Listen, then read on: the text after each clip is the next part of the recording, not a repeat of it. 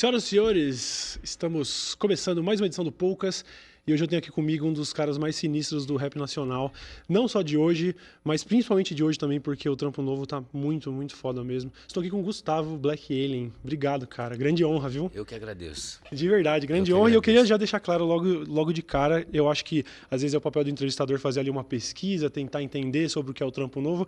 Eu quero deixar claro que eu sou fã do trampo novo, tô ouvindo. Hoje é o álbum que eu mais tenho ouvido. Opa. Tem pelo menos meia dúzia de faixa ali que eu tô aquela obsessão mesmo, de verdade. Tô realmente devorando o álbum. Como é o nome mesmo? Abaixo de Zero, Hello Hell, certo? Certo. Eu tô com ele na playlist já eu acho que pelo menos uma meia dúzia de faixas. A minha favorita até o momento, Carta pra M, gosto muito. Take 10, tô gostando demais. Bom, os que você lançou clipe também, Que Nem é Meu Cachorro. Tô curtindo pra caramba. Eu queria saber de você, assim, de cara, a impressão que eu tive ouvindo esse trampo é não existe uma preocupação, me parece, em querer soar tendência, em querer soar... Ele soa atual, mas não, ao mesmo tempo, muito original, sem querer parecer mais um pouco desse rap moderno que a gente tem ouvido, enfim, que é o que tem dominado as paradas. Eu queria saber de você se isso é uma parada consciente, se você discute isso, de repente, ali com o Papatinho que produziu e tal, ou se vem naturalmente, se o negócio é só uma expressão sua. Existe uma preocupação em algum momento? E aí, vamos tentar soar como é tendência ou vamos fazer um negócio 100% original? É consciente. Uhum. É consciente, mas assim, é uma coisa simples. É sem neurose, não é uma coisa que, eu não vou imitar ninguém, não vou seguir nada, não é nada disso. É um compromisso comigo, é um compromisso com a naturalidade, é um compromisso com não ter a ilusão de controle sobre a arte, porque eu acho que é ilusão. Para mim, é ilusão. Cada vez que eu acho que eu vou controlar o que eu estou fazendo em termos de criação, em termos de arte, é ilusão. Nunca é a música que dita, é o processo que dita como vai ficar. É claro que a gente pensa em algum momento, a gente pensa assim, a gente pensou, um reggae, vamos pôr um reggae. E eu levei um reggae para casa e achei que não era a hora. Então, não vou fazer aquele reggae para agradar a nação do reggae ou agradar o que quer que seja, ou porque tem que fazer, ou enfim. Um motivo que não seja muito natural é complicado. Então, é o jeito que a gente trabalha mesmo. E eu sempre trabalho com a consciência de que todo mundo é único. Todo mundo é único. Então, o outro já existe. Então, se o outro já existe, eu ficar querendo soar como Beltrano, como Ciclano, cadê eu, né? Então eu sou único. Então se eu me manter sendo eu, né, as pessoas vão ter uma coisa única, uma linha de raciocínio diferente, de repente, do que uma onda, né? Porque esse negócio de onda e multidão e maioria é uma coisa complicada, né, cara? É complicado, né? Pô, você tá aí já... Você começou a fazer rap em 93, você até cita isso numa das Cara, letras. assim, comecei a escrever ali em 92, 93 as primeiras letras, assim, em cima de batida. Né? Uhum. Acho que o único jeito de conseguir se manter esse tempo todo é realmente tentando trilhar seu próprio caminho. Não faria sentido sair um trampo novo do Black Alien hoje que busca ser trap, busca ser o que for, né? Sim, e tem a questão também que eu quando eu vou criar, assim, eu acho que isso é primal para todo mundo que está criando, que eu acho que acho que não tem como ser diferente. Creio que não tem como ser diferente, que é quando a gente está criando alguma coisa, quando eu estou criando alguma coisa, é algo que eu gostaria de ouvir, né? Uhum. É algo que eu gostaria de ouvir. Então, assim, estou fazendo o que eu gostaria de ouvir. Mas você se pega ouvindo o seu trampo depois? Cara, eu e tal? ouço, sim. Eu ouço, eu não fico bitolado, eu não fico, vamos dizer assim, muito tempo anestesiado pela bruma do sucesso, das coisas que vão acontecendo, tá rolando tudo bem, tá maneiro. Eu admiro, eu agradeço, falou, tá rolando tudo bem, mas vamos em frente, porque tem muita coisa para fazer. Entendeu? Então, eu curto aquela brisa rapidamente, eu não demoro muito ali não, entendeu?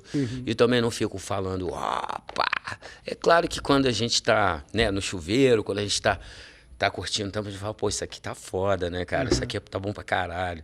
E pá, mas não tem muito essa de, eu sou o cara, e pá. Não mesmo, assim, entendeu? Da hora, da hora. Você... com certeza tem todo tipo de referência. Eu já vi você falando em outros lugares, você curte todo tipo de som, até falou sobre esse negócio de trazer um reggae, eu sei que já teve. Falou já sobre referência, eu acho que li em algum lugar, você falando até sobre AC/DC, sobre uns caras mais antigos e tudo. Mas para fazer o trampo atual, você, até com relação à primeira pergunta sobre tentar ou não seguir tendência e tudo, você acompanha do que é feito a cena nacional do rap? Você tem referências? Você ouve esse rap atual? Eu vejo tudo. Eu vejo tudo, observo tudo, me informo sobre tudo. Mas ouvir já é uma outra história, assim. E até os rappers, MCs que eu gosto, que eu acho que são os fundamentais, que me dão prazer de escutar, que é aquela que eu curto, até me emociono, até hoje, inclusive, eu também não fico o dia inteiro escutando. Porque é muita informação e é um ofício que eu também exerço, é uma coisa que eu também faço. Então, na maioria das vezes, a música que eu escuto não tem muita relação com a música que eu faço. No fundo tem, né? Claro que tem. Mas, assim, se eu coloco um AC/DC, eu não vou ficar analisando o que o Brian tá falando, sacou? Tipo, eu sei que ele tá falando aquilo, o rock and roll e pá, enfim. Agora, se eu coloco um MC gringo ou brasileiro, assim, eu vou ficar, pô, o Nas tá falando isso, né? O OG tá falando aquilo e pá, e eu já perco a minha paz. Mas se tiver um jazz, se tiver um rock, uma coisa que não tem uma relação direta com lírica, né, eu curto mais, entendeu? Mas eu tô sempre indo lá ver o que a molecada tá fazendo, porque isso é muito importante, porque é bom estar sabendo o que acontece na rua, principalmente para não ser atropelado. Porque ser atropelado no rap é muito fácil e acontece todo dia, assim. Então tá aqui, assim, 2 décadas ou mais, assim, sem ser atropelado, é uma coisa que exige toda uma energia, tem que gostar muito do que faz, tem que se manter sempre atualizado e trabalhando, sabe? Manter a mente sempre ativa, né, cara? Porque o cérebro é um músculo, né, cara? Ele atrofia como qualquer outro, né? Sem aquele exercício ali, né? Sim, mas então você quer dizer que você se sente mais confortável ouvindo outros estilos, outras tendências, porque de repente passar muito tempo ouvindo rap poderia, não sei se contaminar seria o termo, mas pro negócio acaba não te influenciando diretamente, assim, você ser o produto de outras influências e não necessariamente de um negócio tão parecido com o seu. Seria isso mesmo? Seria isso, cara, seria isso. Ao mesmo tempo que eu me informo, eu me isolo também e me preservo para poder ser eu mesmo. Mas isso não é fácil. Porque tem muita gente boa, inclusive no Brasil, e inclusive no trap. Tem ótimos letristas aqui. Acho até melhores do que os gringos. Entendeu? Sim. E quando eu não estava em forma, ouvir esses letristas me assustava e me dava desespero. Né? Eu ficava angustiado. Achava que talvez até um dia eu não pudesse recuperar a minha... Eu sempre soube, no fundo, que existe essa possibilidade de eu recuperar, mas também existe a possibilidade de não recuperar, né? Porque tantos anos de adicção ativa, a gente queima um fusível ou outro, né? Então, é complicado. Dá um medo mesmo de ter tostado, deu um medo de que tostei realmente, sabe, algum ponto aqui criativo que aí já era e pá, enfim, mas houve toda essa reexpansão aí e tá dando tudo certo, mas assustava e ouvi, vamos dizer assim, MCs que não me inspiram tanto ou que não estão na média do que me inspira, né? No nível do que é um fato, né, cara? Nem todo mundo está no nível que inspira a gente. Também essa pseudo-superioridade também não ajuda em nada, né? Ah, entendi. Entendeu? Então, é complicado. E aí, quando também eu não comparo porque eu não comparo o artista. Então, eu não comparo o Jay-Z com o Nas, porque eu acho que o Jay-Z é o melhor Jay-Z que tem, o Nas é o melhor Nas que tem. Não comparo Picasso com Renoir. Então, tem tudo isso aí, mas não é fácil se sentir por baixo, não se sentir por baixo. Não é fácil não se sentir por baixo. Quando não há... Isso é uma coisa geral do Brasil, cultural do Brasil, né? Assim, que está muito enraizada aqui, que é a falta de respeito com a história das coisas. Então, assim, não se tem respeito pelos arquitetos e criadores, os que cimentaram, né, esse caminho por onde a molecada passeia hoje e não respeita, entendeu? Eu vejo isso, né? Enfim, e nem tô falando de mim. Então, mas também eu ando por aí, eu não saio andando pela rua dando tchau, nem dando autógrafo, entendeu? Eu dou aí meus abraços, tiro minhas fotos no metrô uma vez ou outra, mas isso aqui é um país de não sei quantos milhões de habitantes, né? A gente vende um disquinho ou outro aí, né? A coisa é muito maior, né? Até o pessoal do rap que fala porque nós somos reis, reis, reis. Falei, enfim, meu pai é rei e ele não ganha milhão. Sacou? A definição de rei, para mim, não tem nada a ver com posse ou com a quantidade de súdito que você tem. Mas, enfim, essa falta de respeito com a história, às vezes fazem eles nem saber onde eles estão. Então, em comparação com a receita que o rap cria hoje, faz hoje, a receita que o rap, né, o dinheiro que faz, não tem nem comparação com o dinheiro que o sertanejo faz. Mas nem se compara. Nem se compara, está muito longe. E outros gêneros também, musicais do Brasil. Então, assim, eu vejo as coisas, eu vejo gente chegando ontem, fazendo muito sucesso, e vejo gente chegando ontem, fazendo muito sucesso, e hoje já não está mais. Eu vejo gente de talento que não consegue, às vezes, um movimento maior, porque não é só o talento que importa, tem muitos outros fatores, né, cara? É o talento, assim, a pontualidade, é o caráter, né? É a educação, né? Toda a responsabilidade, né, cara? A confiança, enfim. É muita coisa, muito trabalho, né? Porque às vezes a pessoa acha que, né, que é só trabalhar. Trabalhou um mês, acabou. Não, trabalhou. Agora que você fez o disco, agora você vai trabalhar mais ainda, né? Então, assim, já que o pessoal comemora muito cedo, fala muito, muito cedo. No rap a gente fala muito, né? O rapper é muito falastrão, sacou? E a gente também tem, eu falando de mim, eu falo a gente, mas eu vou tirar esse a gente, certo? Tô falando apenas de mim. Eu sou muito falastrão, eu tenho meus momentos de silêncio, mas eu sou bem verbal. Depois que eu parei de beber, eu fiquei mais silencioso ainda. Mas continuo falando bastante na hora que eu falo, entendeu? E a gente tem que ter um ego. Não tem como não ter um ego se a gente vive do que a gente escreve, que é a nossa opinião sobre as coisas, né? Eu acho que é isso, eu acho que é aquilo, né? E as pessoas saem de casa ali, se arrumam, se programam, se preparam para sair de casa e ouvir aquilo que a gente está falando, né? Se disponibilizam a pagar, gastar um dinheiro naquilo que a gente escreve, né? Que a gente compõe, enfim. É uma coisa séria, mas sofre-se aqui no mundo todo, mas num tipo de um egocentrismo meio exacerbado demais, assim, né? E, enfim, às vezes, assim, quando ainda eu não estava... Porque esse disco me deu uma melhor noção, eu já tinha uma boa noção, já venho tendo uma boa noção de quem eu sou e quem eu não sou, depois que eu parei de beber e comecei a me recuperar, né? Quando eu comecei a me recuperar, né? Parar de beber, porque aí eu tô vendo quem eu sou de verdade, né? Então, eu sou aquele que acorda, né? Não gosto muito da conversa quando eu acordo. Sou aquele que, na situação X, eu não dou conta. Sou aquele que não tem tanto poder de decisão assim quanto eu imaginava. Eu sou aquele que não é tão gente boa quanto eu imaginava quando eu bebia, né? Agora eu sei o cretino que eu sou, mas eu também sei o gente boa que eu sou. Eu sei quando eu dou conta, eu sei quando eu tenho um bom poder de decisão, enfim. Então agora eu sei realmente quem eu sou, eu não sofro tanto. Mas até um tempo atrás, botava para baixo esse sucesso estrondoso, esse dinheiro que se faz, né? Essa coisa fechada, essa coisa muito ligada à imagem e a um tipo de discurso. Não tem como não botar o caboclo para baixo, entendeu?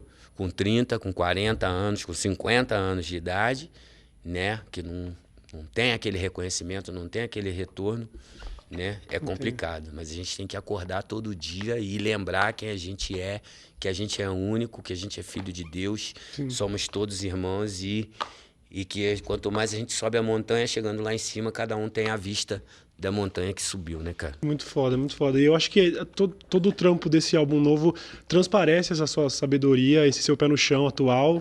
Mas eu queria focar naquela parte que você falou sobre o receio de ter queimado um fusível ou outro dessa época em que você estava doidão e tal, e agora você já está sóbrio há um bom tempo, sobre existe um alívio de ver que o trampo ainda estava lá. Qual que seria a principal diferença de produzir o trampo agora totalmente são e perceber que, puto, o potencial estava aqui ainda, ó, eu ainda mando muito e tal. Você sente, assim, de maneira bem consciente esse alívio de, caralho, ainda rende o negócio?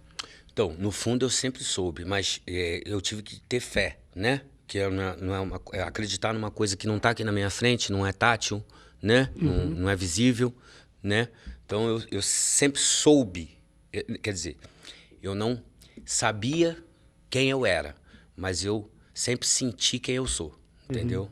Então, eu não sabia, mas eu sinto quem eu sou. Sim. Então, isso com a fé fez eu dia após dia ir ali meter a cara no caderno e recuperar. Aí o que eu, no fundo, sabia, mas o que eu não tinha aquela certeza toda, que eu tive que ir na fé. Entendeu? Então foi uma coisa diária, uma coisa muito diária, muito parecido com o despertar também espiritual, que não é uma coisa de uma hora para outra, não é um não é. É um pouquinho por dia. Um pouquinhozinho por dia. Então aí, nessa que o tempo é rei, entendeu? Sim. E a gente só vai saber que o tempo é rei vivo. Morto não tem como saber. Entendeu? É claro que a gente não... Eu aqui, falando de mim, a gente não morre. Então, né, a gente só muda a capa, né? O corpo, enfim. E cada BO que a gente deixa para resolver, acaba que vai ter que ficar para outra e resolvendo outras coisas na outra. E eu prefiro tentar resolver tudo por aqui mesmo, enquanto eu tô por aqui. E as coisas mentais, assim, é praticamente a mesma coisa das coisas. As minhas, falando de mim também, as minhas mazelas mentais são basicamente mazelas espirituais. Então, se eu tenho uma doença mental, eu tenho uma doença espiritual. Falando por mim aqui. Então, eu vou cuidando disso. E o trabalho tem muito de espiritual, assim. A disciplina tem muito de espiritual. Né? A disciplina para o bem, a disciplina uma coisa que é para cuidar de uma coisa que é sagrada, de repente. O cérebro, né, cara? O cérebro é sagrado. Se eu perder o cérebro, já era. Né? Se eu realmente tivesse queimado aquele fusível, né, já era, porque eu vou viver do quê? Vou viver de remix, vou viver de... Né, como é que eu vou fazer? Num mundo, num meio onde a atividade é uma coisa constante para se manter ali, entendeu? E o pessoal aí voando com as canetas aí, entendeu? Como é que eu ia fazer? Sim. Entendeu? E aí a fé fez eu meter a cara. Isso é recente, assim, isso diz respeito ao seu último trampo, a esse último álbum. Isso diz respeito ao meu último e ao meu penúltimo trampo. O Babylon by Gus, parte 2. Porque essa volta e essa fé e essa, vamos dizer assim, eu vou encarar essa estrada que eu não sei onde vai dar. Né? Começou em 2014. Saquei. Começou em 2014. Da hora. No trampo novo, outra coisa que me destaca bastante, primeiro realmente acho que a honestidade da parada e como você sente, assim, que ele é cru, é visceral, sabe? Um negócio que você... Em nenhum momento você duvida, ouvindo o trampo, em nenhum momento duvida de que o que você está falando ali é de coração, é sincero, sabe?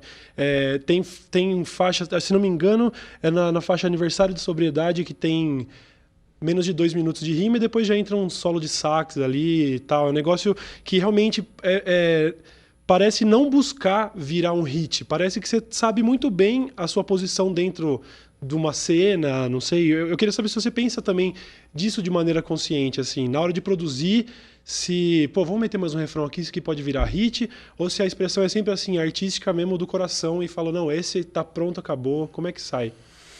A gente não pensa em virar hit, a gente é um equilíbrio entre respeitar a natureza, respeitar a nossa natureza, a gente, a música, o que é falado, o que é entregue para o ouvinte em termos de melodia. Sofisticação sim, porque chiclete já tem, melodias fáceis já tem. A gente quer uma melodia fácil, mas sofisticado para quem entende, vamos dizer assim, entre aspas, para quem aprecia outro tipo de nota musical e outro tipo de discurso, porque já tem o discurso bunda, arma, droga, dinheiro, assim, já tem. Então, a gente até falou disso, mas falamos da nossa maneira. E no caso, já que você falou especificamente de aniversário de sobriedade, ela sempre veio para mim como assim, poxa, cara, faz um verso só. Faz um verso só. E aí eu penso, pô, mas é anti-venda, né? Não é tão vendável não ter refrão. Ah, então vamos colocar um refrão. Mas não pede. Mas é anticomercial, vamos pôr. Tanto é que o diálogo que tem na música é real. Ah, isso eu ia perguntar. Aquele diálogo é real. Então pretendia-se forçar uma barrinha para colocar um refrão ali. E no final das contas eu dormi e acordei de novo e, cara, a gente olhou pra cara do outro e falou, cara, não tem como botar refrão aqui. Tá falado, tá falado. Então agora a gente faz a redenção do caboclo, né? E aí a gente cantou uma melodia, trouxe uma melodia para ele gravada, que ele mandou pro instrumentista tocar o tema principal. Aí ele tocou o tema principal em loop, e aí depois ele fez 3 ou 4 variantes de solo. Então a gente pegou o tema principal, tocou um pouco, depois editamos essas variantes de solo e fizemos um solo ali, até ele voltar no tema e terminar a música. Sim. Então é uma coisa que realmente foi para contrabalancear aquele discurso, né? Que, assim, se for comparar com o verso do Brown, por exemplo, nem é um verso grande, mas hoje em dia é um verso de 1 minuto e 40, né? Já é uma coisa maior do que 16 barras. Sim. E aí vem aquele solo e acaba, porque é um discurso pesado. É um discurso pesado, é um discurso denso, né? Então a gente teve esse contraponto. Bom, mas não, e só o fato de estar falando tanto, de ser denso, já é diferente do que se vê popularmente hoje. Você até falou sobre esse negócio de fugir desses temas recorrentes, de falar de bunda, arma e droga. E eu queria saber de você um pouco de como você vê esse lance. Acho que não só de conteúdo, mas também de formato do trap, que eu vejo algumas críticas vindo, que eu até concordo com muitas delas, sobre como ele pode ser um estilo meio limitado às vezes, mas hoje ele é mega tendência. Tenho visto algumas pessoas falando que o trap seria uma vertente do rap, assim como o sertanejo universitário tá pro sertanejo, como se fosse uma subvertente mais simplória, para dizer o mínimo, assim, para não tentar não ser ofensivo nem nada. Como que você enxerga esse trampo feito desse rap que hoje é mega popular, que é o trap, com esses temas que já são, assim, recorrentes e às vezes até meio repetitivos, não sei. Cara, esse tema é muito interessante, essa pergunta, porque não é simples, assim, e eu tento falar com calma, pensando no que eu estou falando, porque eu não gosto de falar besteira, não gosto de falar as coisas sem base. Então, assim, para mim, o rap é irmão, assim, praticamente, pode ser até bivitelino, mas irmão do punk. Em termos de movimento, nasceram na rua, sabe? Uma coisa que vem de gueto ou do proletariado, dos excluídos. A maioria, né, que é minoria em importância social. E o punk, por exemplo, são pouquíssimas palavras, né? São brados, né? São brados. O andamento do trap, ele estreita a possibilidade do leque de flows, de variação. Um boom bap, ele me dá um leque infinito, mas a palavra é essa, é infinito de flows. O trap não, ele me dá uma quantidade limitada de flows. Eu posso fazer lento, acelerado ou variando. Tem até uma outra maneira de cantar por cima disso, que é uma coisa que meio que a gente ignora o andamento e canta. Meio que quase uma canção pop em cima daquele andamento ali, que também funciona. Um andamento atravessando o outro, o do cantar e o da batida, né? Então, não é o meu gênero preferido, o meu tipo de batida, né, preferido para cantar. Mas eu já cantei nessa batida. me deu prazer, porque eu, ultimamente, depois que eu parei de beber, eu estou gostando muito de trabalhar. Eu não gostava tanto de trabalhar, até porque uma coisa para mim, agora eu vejo que não combina. Beber com trabalhar, porque quando eu estou bebendo, eu vou querer só beber. Quando eu estou trabalhando, me deixa trabalhar. Né? Então, mas eu a vida toda eu consegui trabalhar bebendo, né? Até chegar um momento que eu não conseguia fazer nada. Nem bebendo, nem sem beber. Aí não tinha como trabalhar mesmo, porque eu também não conseguia fazer nada mesmo. Uhum. Então, e o trap também, assim, não é que é menos palavra, mas é uma coisa bem, assim, vamos dizer, é punk também. Porque são brados também. E assim, quando eu já fui jovem, sacou? Eu já fui jovem. Quando eu era jovem, eu não queria muito papinho, entendeu? Foda-se, foda-se o colégio, foda-se a escola, foda-se o governo, foda-se tudo, foda-se você, foda-se a instituição, foda-se a TV, foda-se a rede não sei o que, do não sei o que lá, entendeu? Foda-se o patrão, foda-se esse emprego né? Então, assim, não é muito diferente, cara, entendeu? E é uma manifestação autêntica, é uma coisa que surgiu genuíno. É uma coisa genuína. É um movimento genuíno. Então, só porque não é a minha, porque eu não estou ali, vamos dizer, eu não estou tirando uma fatia desse mercado, não sei o que lá. Pô, deixa os moleques, deixa quem gosta gostar, entendeu? E vamos que vamos. E é sempre um desafio fazer coisas diferentes. Isso me ajuda a crescer sempre, né? Eu já topei rimar até em valsa. Né, eu tenho uma valsa, né, um currículo, né, andamento de valsa, ali que eu entendi o que era um andamento de valsa. O quê? 3x3 e tal, uma parada diferente? É um negócio bem diferente, doidão, assim mesmo. Doidão.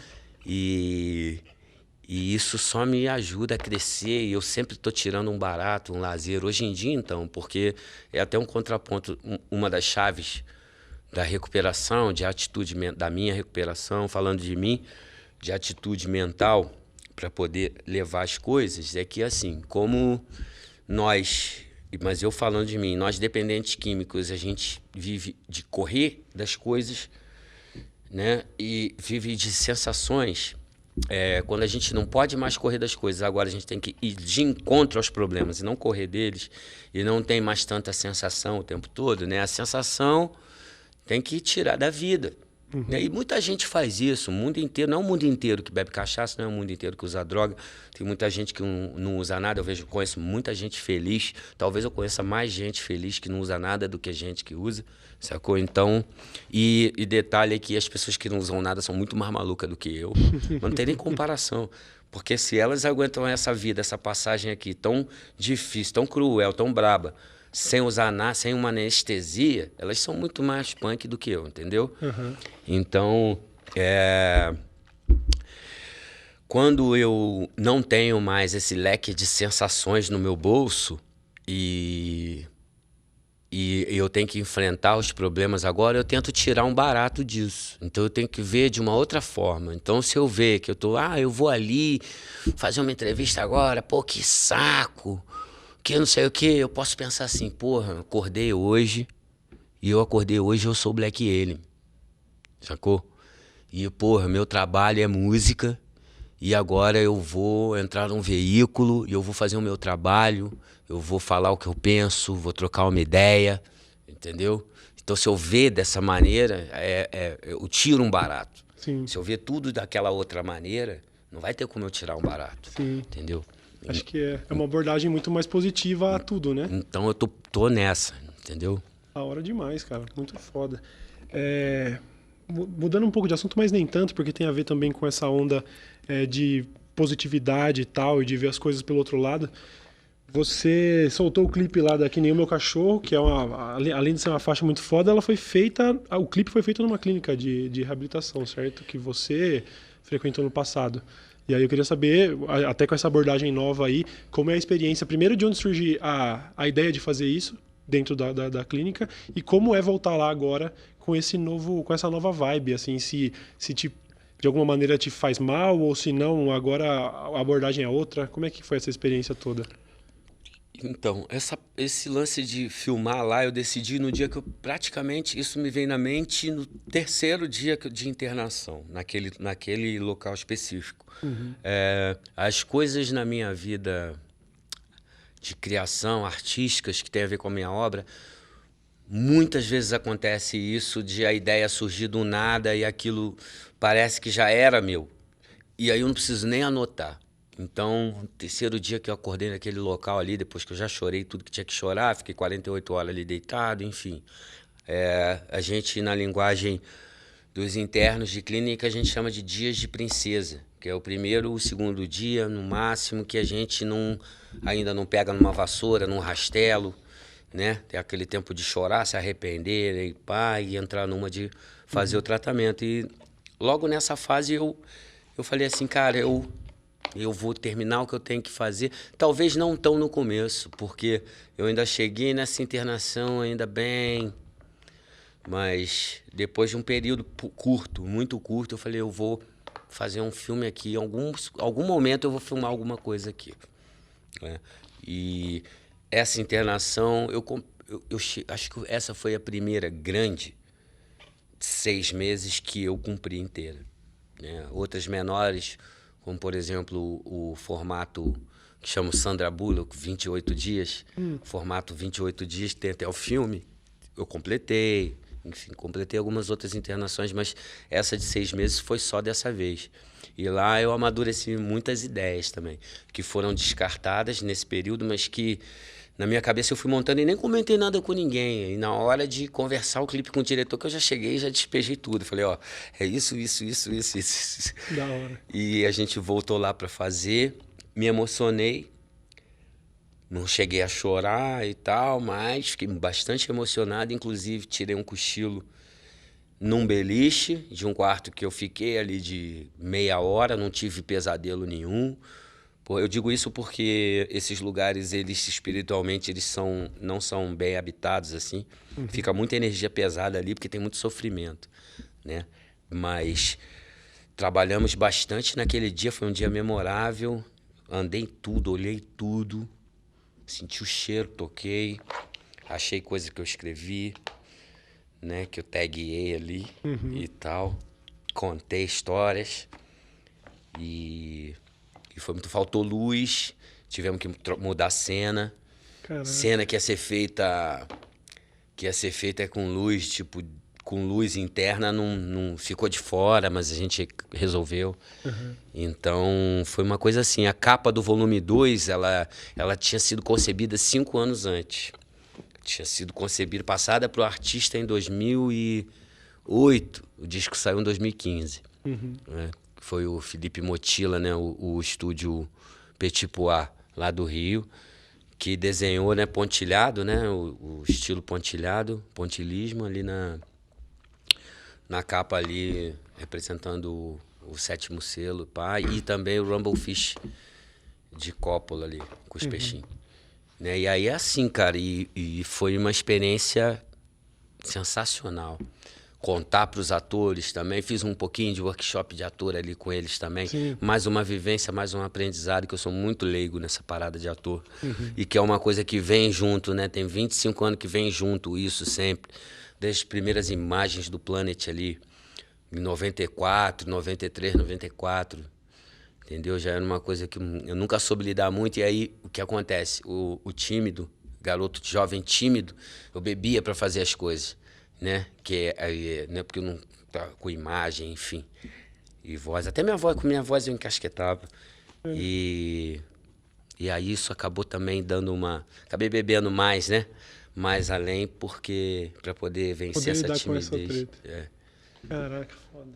E você tem acompanhado o feedback em internet, tudo, você passa tempo em rede social vendo? Porque a impressão que eu tenho tido desse álbum é que tem muita gente não só falando que gostou, que achou foda, mas também te agradecendo, porque parece que o tom geral da parada gerou uma conexão até com quem nunca teve questão com dependência química de nenhum tipo, mas principalmente com quem teve, passou de alguma maneira. Eu tenho visto depoimentos das pessoas falando, puta, foda, completei um mês agora e parece que você falou comigo e tal. Você tem acompanhado esse feedback e como tem sido ser realmente um cara que virou, sei lá, velho, pra muita gente uma espécie de guru mesmo, sabe? Os caras estão realmente, é uma admiração diferente, não é só aquela idolatria de fã e ídolo, sabe? É uma parada da galera te enxergando como um cara que tem o que falar mesmo, sabe?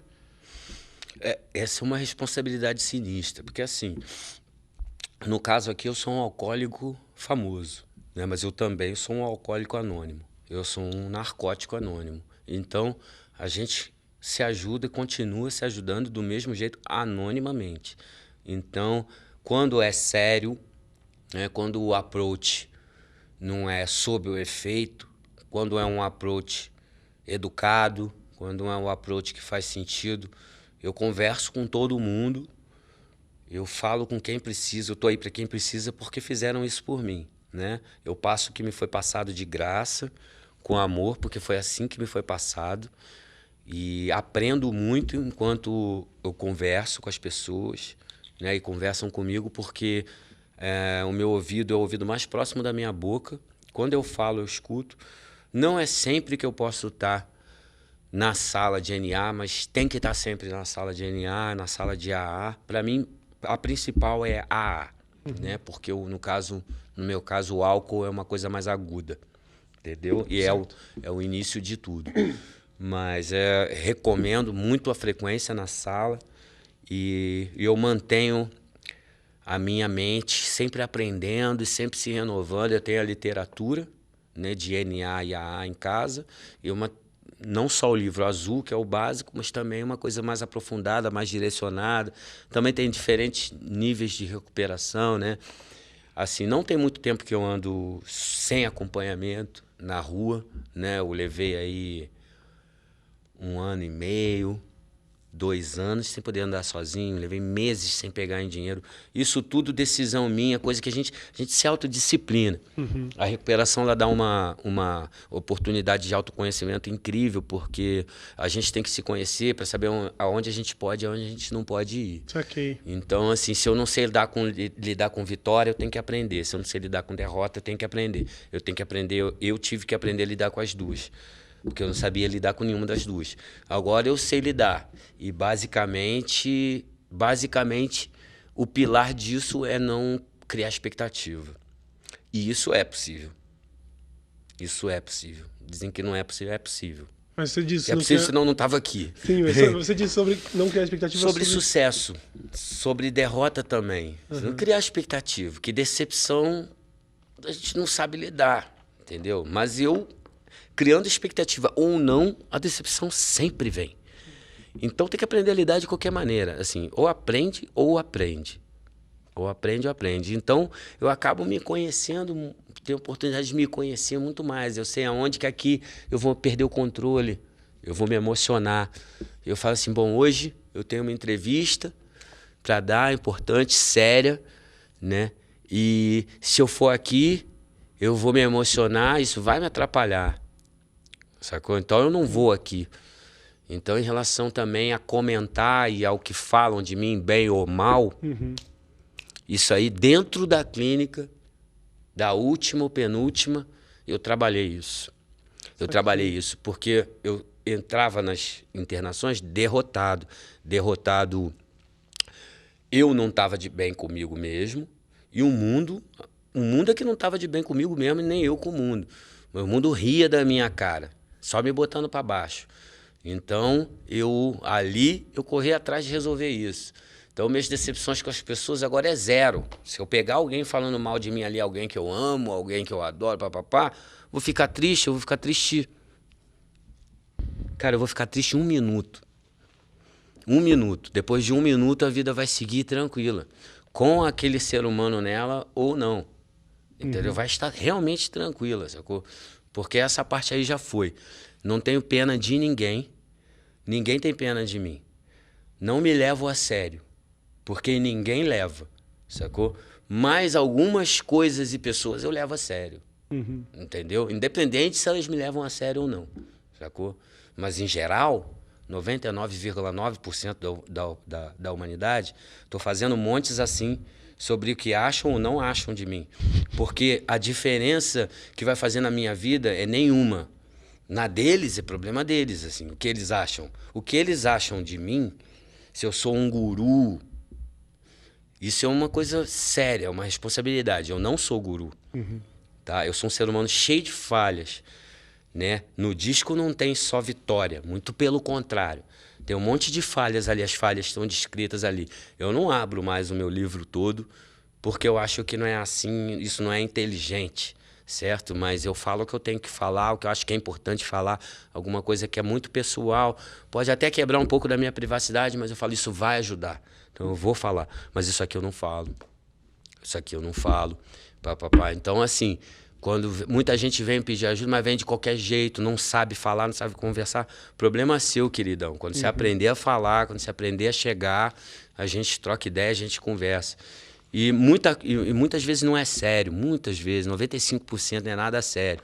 Né? Porque hoje em dia tem a tecnologia, né? E eu vim de uma era que, para eu ser amigo de alguém, para conhecer alguém, que não precisa ser artista, tem que falar com ele.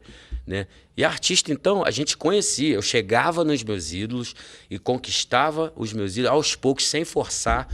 Aquela amizade começa a existir naturalmente. Ou não. Isso é natural também, se não acontecer. Entendeu? Tudo é natural, acontecendo ou não acontecendo. Não aconteceu, foi natural. Aconteceu, foi natural, entendeu? Mas era como? Né? Como é que eu vou chegar no, sei lá, no Mano Tchau? Como é que eu vou chegar no Milton Nascimento? Como é que eu vou chegar no Bi Ribeiro? Aí qual é, Black ele? Aí, irmão? Aí, compadre, não sei o que. Ô, mano, fala direito comigo, sacou? Tenho 47 anos, sou pai de família, trabalho, sou guerreiro, pago imposto. Né? Quando você nasceu, já tinha até problema na rua, já tinha mudado de voz. Então fala direito comigo, entendeu? Porque eu falo direito com todo mundo, sacou? Fala direito comigo, entendeu? Então, é um bagulho que, assim, as minhas quedas, elas não estão no feed. Os meus choros, eles não estão no feed, mas eu choro e caio como qualquer um. Eu tenho os meus defeitos de caráter, dezenas de defeitos de caráter que eu ainda tenho que resolver. Porque esse é o caminho natural de quem está em recuperação. Porque a adicção né, o uso de drogas, ele é apenas a ponta do iceberg.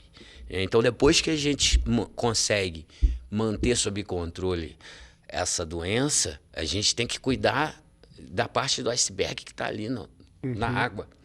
Né? Então, as minhocas, as neuroses, os traumas, os complexos, né? As síndromes. Né? Então, esse é o caminho natural. Então, é um tratamento que é vitalício. E eu estou tratando exatamente da onde eu achava que eu era gente boa, que eu era legal, que eu sou um cretino em várias situações. Não é à toa que está escrito ali o retorno do cretino. Então, assim, só porque eu sorrio, eu sou educado, eu sorrio naturalmente, eu não sorrio forçado não, cara. Se eu tô quieto também, se não me deixar quieto, você vai ver também uma face que você não viu ainda. Não conhece ainda. Porque para que eu vou ficar mostrando essa face ali? Mas ela existe. Então tem aquele ditado, não mexe com quem está quieto. Sacou? Que é um fato. Né? Eu sempre ouvi de um tio querido, Gustavo, esquece os grandão, cuidado é com os magrinhos. Sacou? Gustavo, esquece os grandão e os falador, cuidado é com os calados. Sacou? Então é tipo, basicamente isso. Então, como é que eu vou dizer, cara? Tinha uma outra coisa que eu ia falar sobre isso. Sobre a internet.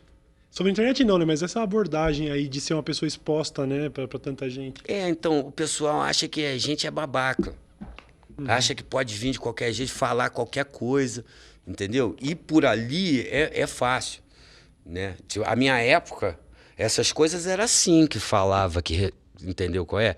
E aí, de repente, hoje em dia, em 2019, o caboclo não tem noção de que, pessoalmente, fisicamente, ao vivo, a treta é outra. Entendeu? E o mundo é pequeno.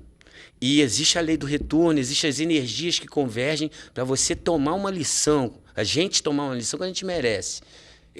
Sempre foi assim, as lições demoraram, mas elas sempre chegaram para mim, né? E cada vez que eu insistia, tomava mais na cabeça. E eu tenho um verso que diz que eu vou deixar para a mão pesada de Deus que quebra bem melhor do que você. Você, para mim, é problema só seu, né? Para a mão pesada de Deus que quebra bem melhor que eu, né? Assunto para a mão pesada de Deus, que até reclamaram desse verso. Mão pesada de Deus, não sei o que lá.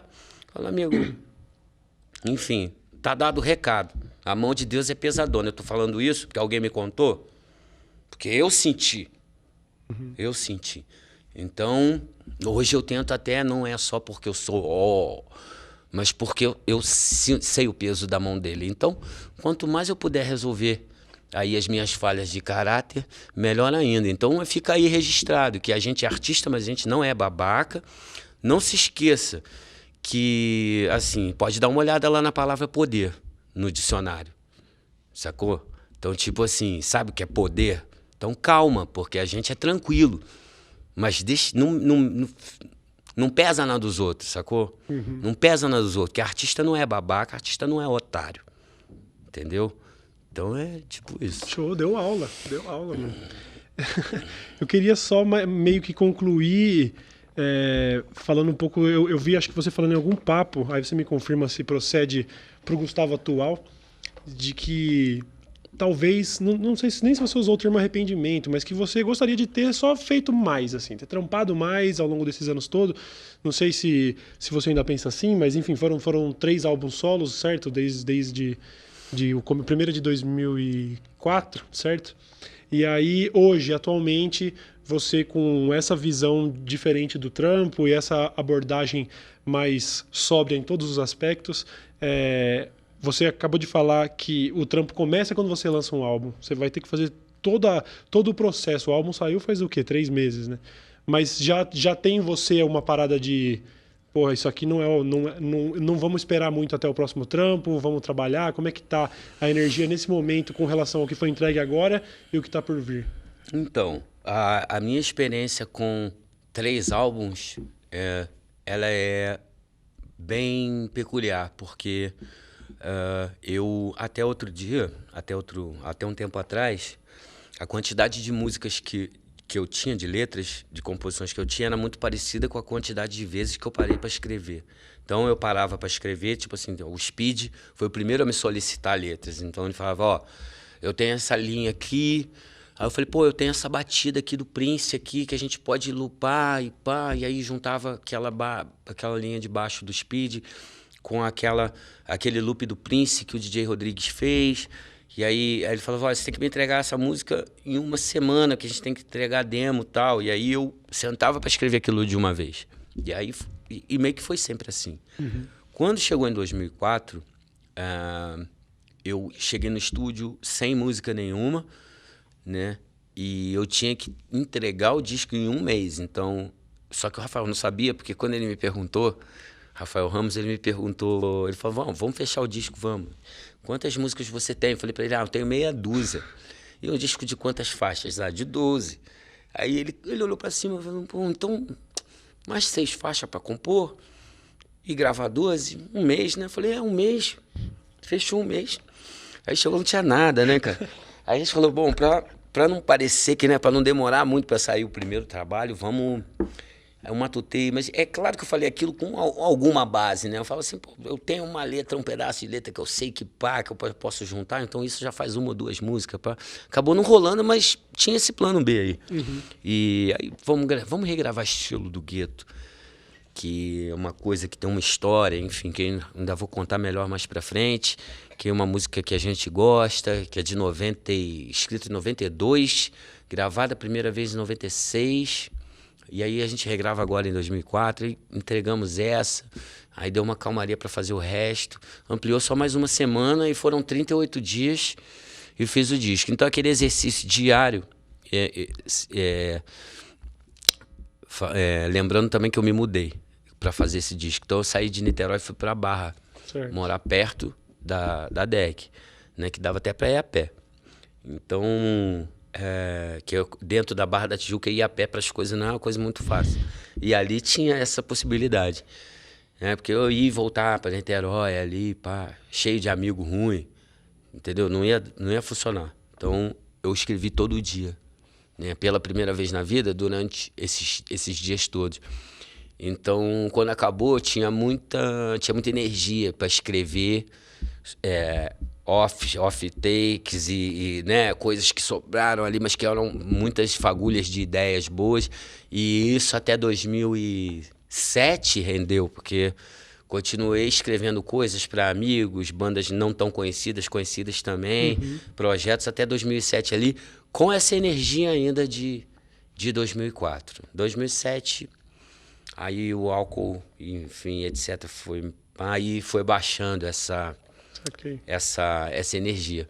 Quando chegou em 2015, né, na clínica, em 2014, eu escrevi 3 músicas. A rotina diária da clínica é limpar, arrumar, assistir às aulas, às terapias, cumprir as tarefas. E eu tinha toda uma biblioteca liberada para ler o que eu quisesse e uma mesa em cada quarto, porque a gente não fica sempre no mesmo quarto. Existe toda uma política de rearrumar ali os quartos para não se criar núcleo, enfim, né? Não se criar gangue, né? Não formar gangue. E aí, então, eu escrevi muito nesse período, mas muita coisa muito fora da casinha, voltando ainda, né? Então, quando se abre os cadernos do começo da internação, até a grafia, ela tá diferente, ela tá mais, sabe, mais neurótica e nada com nada, assim. Aí você vai vendo que o nexo, as coisas vão tendo nexo aos poucos, assim, entendeu? E a mão vai melhorando e tudo isso. Então eu li 16 livros em 6 meses, fora os livros direcionados, né, pro tratamento. Eu escrevi bastante. Então, quando eu saí, eu recaí e só conseguia escrever recaído, porque quando eu travava a recaída e ficava só tomando remédio, fumando cigarro, eu não conseguia escrever. Então eu fiz o meu próprio plano de cortar deste lado e tentar segurar sem cocaína, bebendo, para poder escrever o disco. Eu não vi outra possibilidade, né? Infelizmente foi uma coisa arriscada, não aconselho, não é para fazer, entendeu? É para parar mesmo, parou. Pediu para parar, parou, sacou? Mas foi o que eu tinha na mão e assim eu consegui escrever aí até um certo momento onde eu brequei o álcool também. E aí aí eu tive que enfrentar. E aí teve uma pausa sem nada, sem escrever nada, até começar aos poucos a vir. Aí saiu, então eu saí da internação em 2014 e o disco saiu um ano depois. Então levou esse tempo todo, 1 ano aí para acabar de escrever, mixar, masterizar. E lançar, mas também fiz tudo ao mesmo tempo, porque também era a minha estreia como produtor, como empresário, né? Porque foi dono do fonograma sou eu, foi pela nossa empresinha, né? Então eu participei da capa, né? Então eu que dialoguei com, né? E a minha equipe, a gente dialogou com todo mundo, então foi uma experiência bate-cabeça, assim, pedreira, mas muito importante. Né? E então, quando acabou o disco que eu lancei o disco em 2015, eu fiquei com algumas sobras ali ainda. Mas as primeiras músicas que eu comecei a fazer depois do disco em 2016 não são assim, eu não estou no meu melhor, né? Até porque meio que eu gastei tudo ali naquele disco e eu tinha aquelas sobras, mas eu não estava com Vem todo o trabalho do disco, eu tava montando uma banda para fazer um show que foi... Eu acho que era um puta show. Porque eu já tava treinando Muay Thai, começando a perder peso e tava com uma boa disposição para fazer show. Então os shows eram muito bons, durava entre 1h30 e 2 horas. Era com banda, 2 ótimos instrumentistas, então era coisa bem orgânica. Tava bom. Mas a escrita foi até tema de terapia, né? E a única saída ou entrada, né, depende do ângulo, é meter a cara e a fé. Meter a cara e fé, porque não tinha outro caminho, entendeu? E então 2016 eu comecei essa luta, então escrevi raps, reggaes, MPB, saí escrevendo. E aí, em 2017, eu tive que escrever uma música por necessidade, assim, necessidade extrema, que foi um período que eu estava sem dinheiro. Eu fiz uma... Né, quando eu comecei o negócio de empresário, em 2015, eu achei que já era o empresário. E aí eu fiz uma jogada meio errada aí. E então eu me dei mal em termos de... Fiz uma jogada errada em termos de grana e fiquei numa situação difícil. E pedi a Deus para me ajudar naquela hora ali. É verdade, isso eu não... Às vezes eu até acho que eu sou sincero demais, algumas vezes. Às vezes eu acho que essa sinceridade é necessária. Às vezes eu acho que passou um pouco. Mas no caso acho que vale a pena contar porque é real. Eu pedi ajuda a Deus naquele momento. Eu Gustavo, acredito num poder superior a mim. E pedi a esse poder superior uma ajuda, uma luz. Porque eu precisava pagar contas no primeiro dia do mês seguinte. E essa ajuda chegou... assim, nem uma hora depois que eu pedi, que foi um pedido de um show. Caraca. Aí veio o pedido de um show, eu falei, uau, é um show. Aí era tipo dia 15, e o show era no dia 30. Aí eu falei, uau, chegou em cima da hora, vamos fechar. Mas no festival de videoclipe. Aí eu falei, pô, se é festival de videoclipe, eu tenho que ter um clipe. Você tem que ter um clipe. Bom, se eu tenho que ter um clipe, eu tenho que ter uma música. Eu falei, tem que ter uma música. Então eu tenho que fazer uma música, gravar um clipe e fazer o show. Em 15 dias. Em 15 dias. Caraca. Cantar a música no show, né, decorada, e um toque com o diretor sobre o clipe no dia do coisa, em 15 dias. E aí eu, por necessidade, eu sentei para escrever Sangue de Free e escrevi em 2 dias. Uhum. Né? E aí gravamos o clipe, aí colocamos o lyric, e aí deu tudo certo. Então, quando eu olhei aquela letra, né, que eu fiz em 2 dias, eu passei mal para fazer. Depois eu fiquei 2 dias meio que praticamente igual, dormindo, assim, porque foi um esforço mental muito grande. Mas ali eu vislumbrei que, eu falei assim, essa forma, esse nível é uma coisa que agora eu tô me reconhecendo aqui. Uhum. Eu tô me reconhecendo, acho que a caminhada que eu tô fazendo de voltar a escrever de 2014 para cá, ela meio que primeiro brilho dela veio ali naquela música ali, Sangue de Free. E aí quando virou 2018, eu fiz um trabalho, o trabalho de trap, que eu fui convidado, porque o menino é um grande amigo, que é o Ratão do Rio de Janeiro. Ratão é irmão do Pedro Garcia, baterista do Planet Hemp, que é meu querido, meu amigo, família toda, de muitos anos. E tem o Choice, o BK e eu. Uhum. E o Ratão na música. Eu falei, opa, vou fazer essa aí. Fiz, aí deu todo esse trampo, um andamento muito louco. Então tem horas que eu tenho um slow flow, uma horas que eu canto no andamento do trap ali, mas não muito.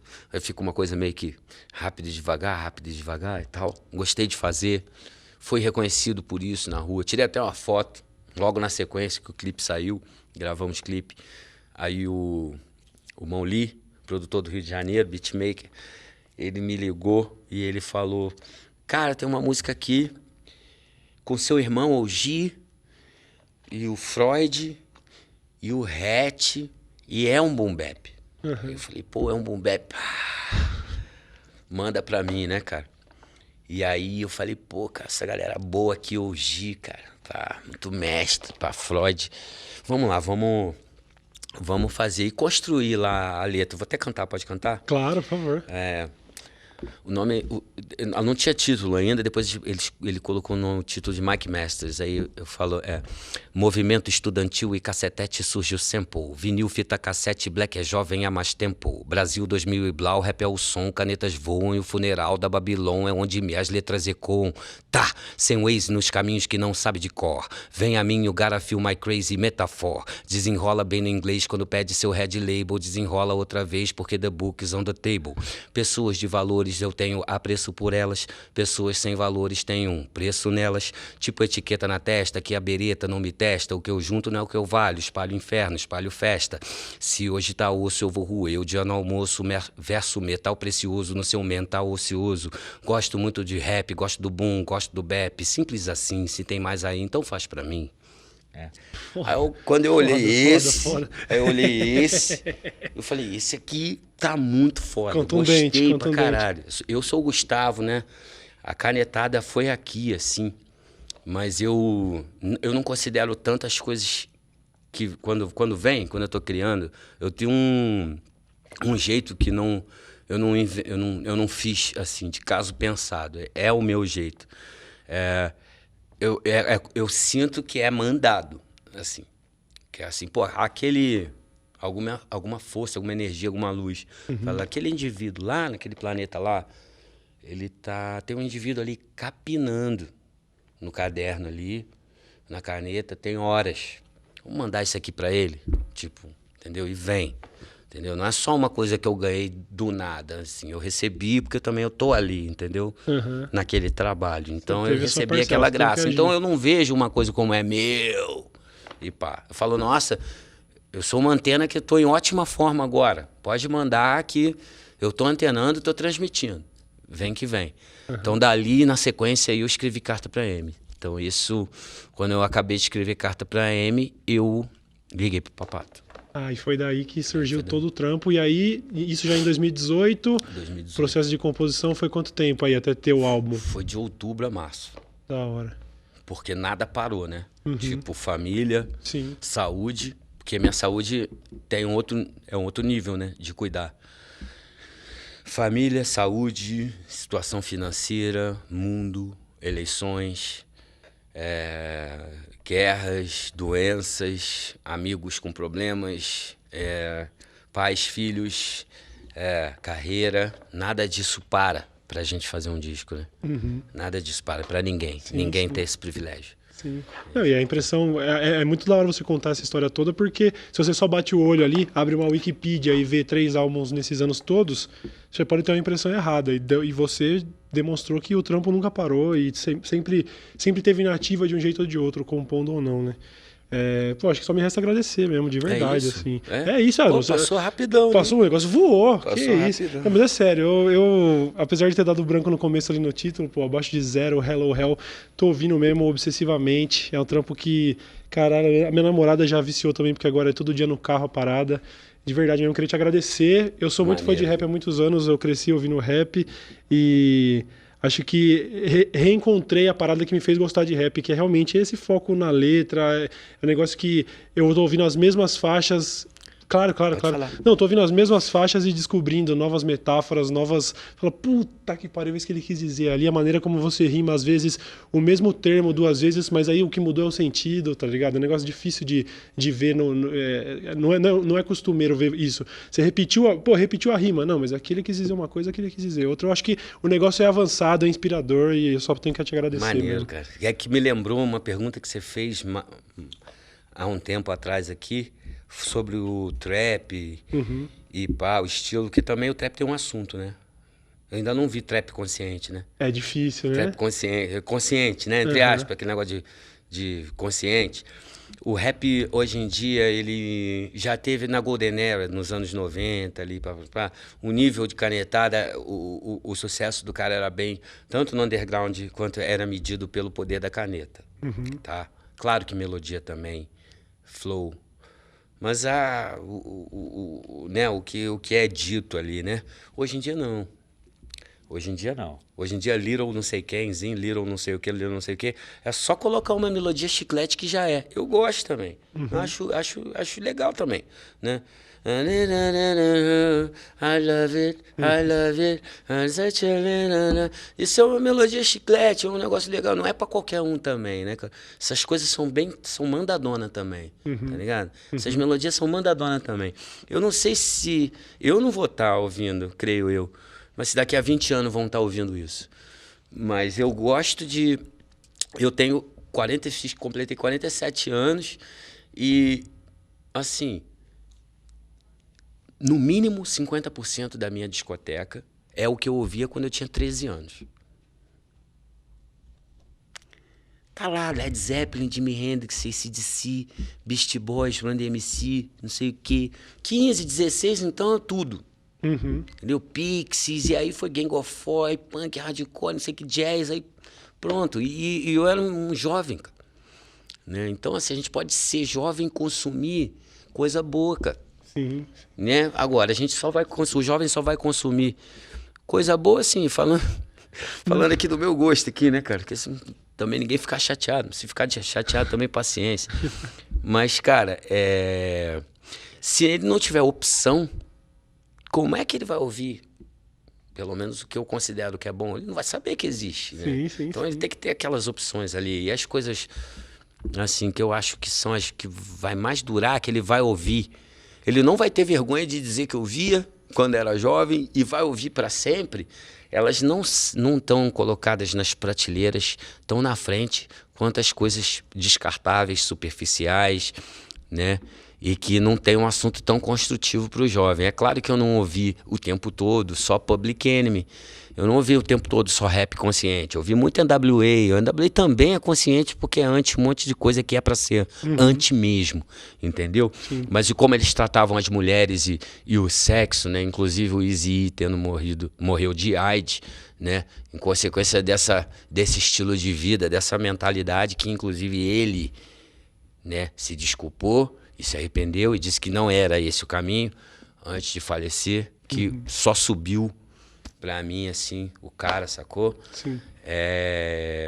Isso é sério. E o assunto do trap é dinheiro, drogas, sexo, né? Poder em geral. Assim, esse tipo de poder aí, esse poder mundano. Sim. Um poder, um pseudo-poder. Supérfluo, né? Né? Porque você, na verdade, eu fui usado pelo que eu achava que usava, sacou? Falando de mim, assim.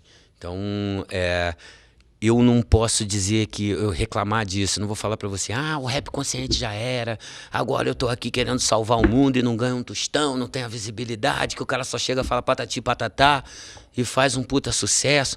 Cara, eu acho que tem que ter tudo, tem que ter o bom, entre aspas, porque eu também não sou o juiz de porra nenhuma, não sou o dono da verdade. Tem que ter, tem o bom, o ruim, o chiclete, o sofisticado. E tudo, entendeu?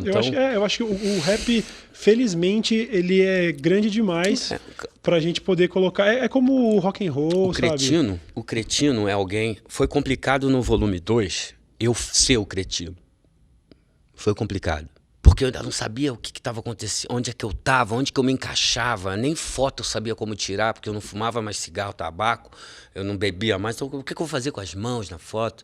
Né? Hoje em dia eu poso com uma água, né? Com uma banana na mão. Então, assim, eu falo, uma banana. Eu tenho um disco de um cara que eu gosto muito, que chama Leonard Cohen, que acaba I'm Your Man. Que I'm Your Man é ele com uma banana na mão, assim, um terno, mão no bolso, uma banana. Eu falo, I'm your man, he's the man. Né? Tá ali posando com a banana na mão. Então, enfim, comendo uma banana.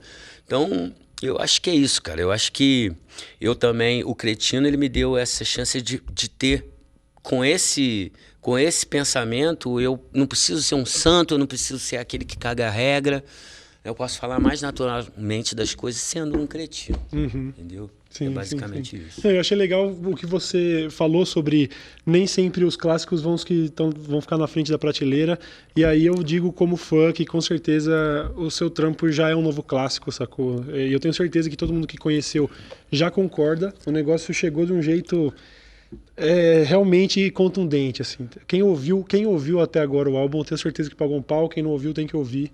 Abaixo de Zero, Hello Hell. Maneiro. Do Black Alien, que, porra, grande honra ter recebido você aí. De maneiro, verdade, obrigado. cara. Eu que agradeço. Eu te conheço, não é de hoje, mas foi nesse álbum aí que realmente você entrou de vez na playlist e não sai mais, mano. Boa. Sério. Obrigado por tudo aí.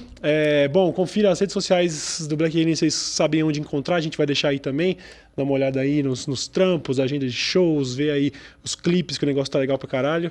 E muito obrigado por ter participado aí, mano. Obrigado. Demais. Valeu, cara. Até mais, rapaziada.